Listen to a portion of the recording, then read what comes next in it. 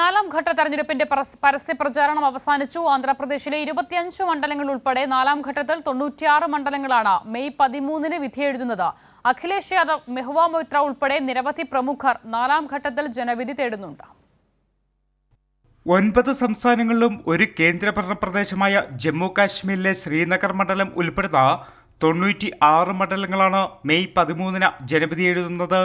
ആന്ധ്രാപ്രദേശിലെ 25 മണ്ഡലങ്ങളിലും തെലങ്കാനയിലെ 17 മണ്ഡലങ്ങളിലും ഒറ്റഘട്ടമായാണ് തെരഞ്ഞെടുപ്പ്.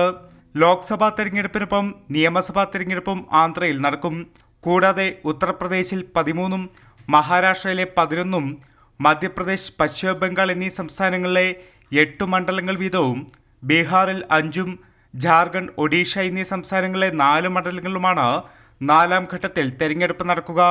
സമാജ്വാദി പാർട്ടി നേതാവ് അഖിലേഷ് യാദവ് ഉത്തർപ്രദേശിലെ കനോജ് മണ്ഡലത്തിൽ ജനവിധി തേടുന്നുണ്ട്.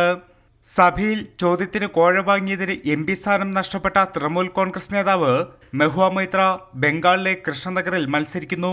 കൂടാതെ കേന്ദ്രമന്ത്രിമാരായ ഗിരിരാജ് സിംഗ്, അർജുൻ മുണ്ട എന്നിവർക്ക് പുറമെ ലോക്സഭയിലെ പ്രതിപക്ഷ നേതാവ് അധീർ രഞ്ജൻ ചൌധരി, മുൻ ക്രിക്കറ്റ് താരം യൂസഫ് പത്താൻ, ആന്ധ്രാപ്രദേശ് മുഖ്യമന്ത്രിയും YSR കോൺഗ്രസ് നേതാവുമായ YS ജഗൻമോഹൻ റെഡ്ഡിയുടെ സഹോദരിയും PCC അധ്യക്ഷയുമായ YS ശർമിള, മാധവിലത, ഇങ്ങനെ നീളുന്നു 13-ന് ജനവിധി തേടുന്ന പ്രമുഖരുടെ പട്ടിക.